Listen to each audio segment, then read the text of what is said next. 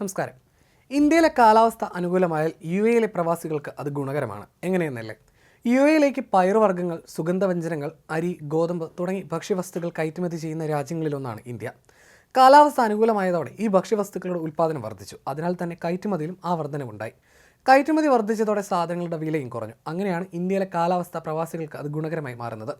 2022 May 1 യുഎയും ഇന്ത്യയുമായി സമഗ്ര സാമ്പത്തിക പങ്കാളിത്ത ഉടമ്പടി ഒപ്പുവെച്ചതിന് പിന്നാലെ ഇത്തരം സാധനങ്ങളുടെ കയറ്റുമതി ഗണ്യമായി വർദ്ധിച്ചിട്ടുണ്ടായിരുന്നു. 2024 ഇന്ത്യയിൽ പതിവ് മൺസൂൺ ഉണ്ടാകുമെന്നും എല്നിനോ പോലുള്ള പ്രതിഭാസങ്ങളൊന്നും ഉണ്ടാകില്ലെന്നും സ്വകാര്യ കാലാവസ്ഥാ പ്രവചന ഏജൻസിയായ സ്കൈമെറ്റ് കഴിഞ്ഞ ആഴ്ച പ്രവചിച്ചിരുന്നു. ഇന്ത്യയുടെ തെക്ക് പടിഞ്ഞാറ്, വടക്ക് പടിഞ്ഞാറ് ഭാഗങ്ങളിൽ മഴ പ്രതീക്ഷിക്കാവുന്നതാണെന്നും കാലാവസ്ഥാ പ്രവചനത്തിൽ പറഞ്ഞിട്ടുണ്ട്. പെരുന്നാളിന് ദിവസങ്ങൾക്ക് മുമ്പ് യുഎയിലേക്ക് 10,000 ടൺ ഉള്ളിയാണ് ഇന്ത്യ കയറ്റുമതി ചെയ്തിരിക്കുന്നത്.